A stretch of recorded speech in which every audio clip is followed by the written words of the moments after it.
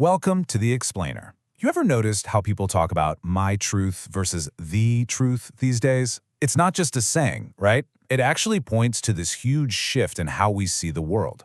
So today we're going to dig into the source material and really try to understand what's going on with the very idea of truth in America. All right, so here's the plan. We're going to kick things off by looking at this battle between absolute truth and my truth. Then we'll dive into the data, like what do people really believe? From there, we'll see how that creates this kind of faith of contradictions.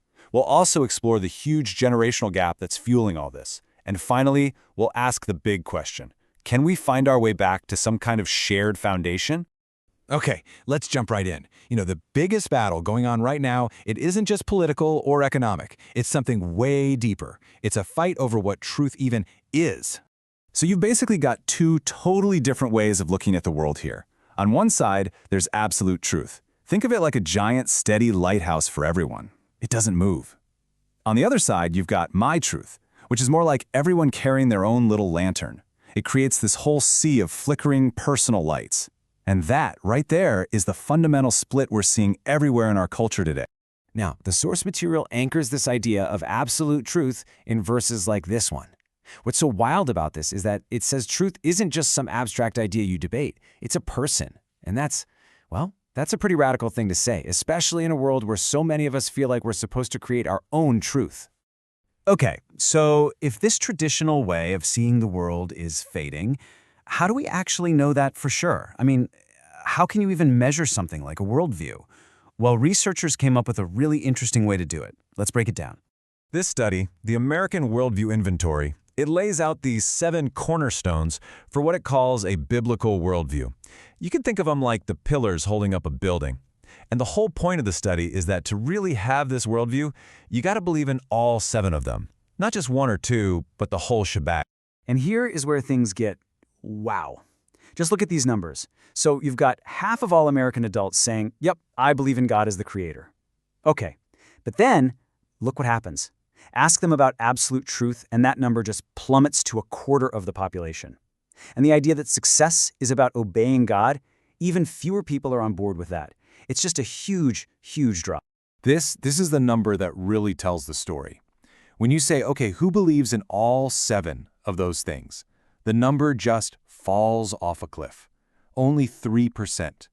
3% of American adults have what the study calls a cohesive, biblical worldview. I mean, just let that sink in for a second. That's a tiny number. And if you thought 3% was low, get this. For young adults, ages 18 to 29, it drops to just 1%.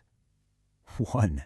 This isn't some slow-moving trend, you guys. This is a massive, earthquake-level shift that's completely changing the country's spiritual and moral ground. So that begs the question, right? If only 3% of people fit into that one box, what does everybody else believe? I mean, if they aren't picking one worldview, what are they doing instead?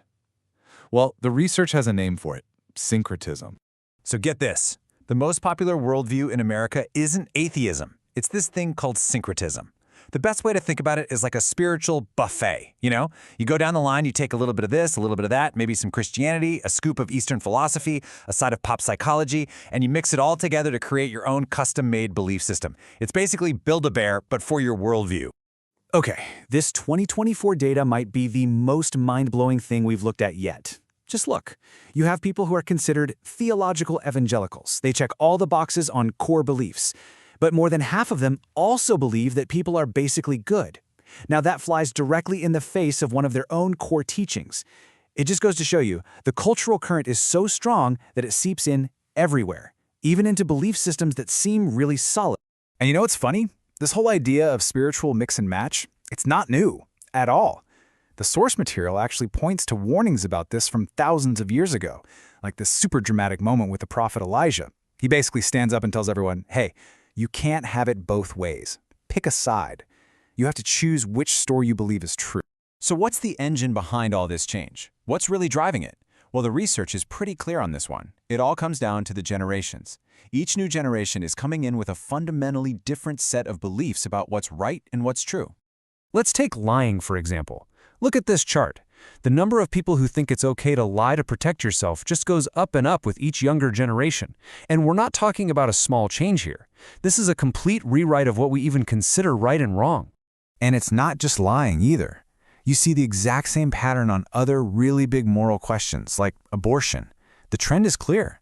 Each new generation is basically setting a new normal, and it's a much more permissive one. Researcher George Barna actually put this on a timeline, and it's pretty stark. 40 years back, about 12% of adults had a biblical worldview. Today, we're at 4%.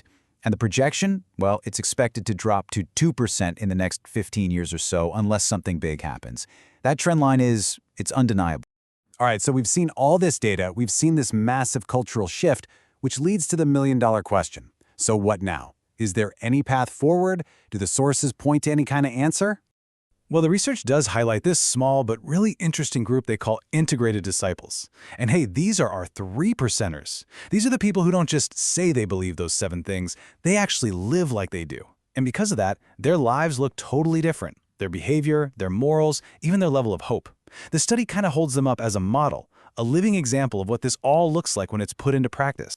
And this whole idea, of living your beliefs, it ties right into a pretty deep theological idea. This theologian, John Frame, he argues that truth isn't just about collecting facts in your brain. It's about how you apply those facts to your actual life. The real challenge, he's saying, is closing that gap between what we say we believe and what our lives actually show. Which really brings us back to the most important question of all, doesn't it? In a world that's just full of competing truths, where all the old landmarks seem to be shifting, we all have to ask ourselves personally, what's my foundation? What am I really building my life on?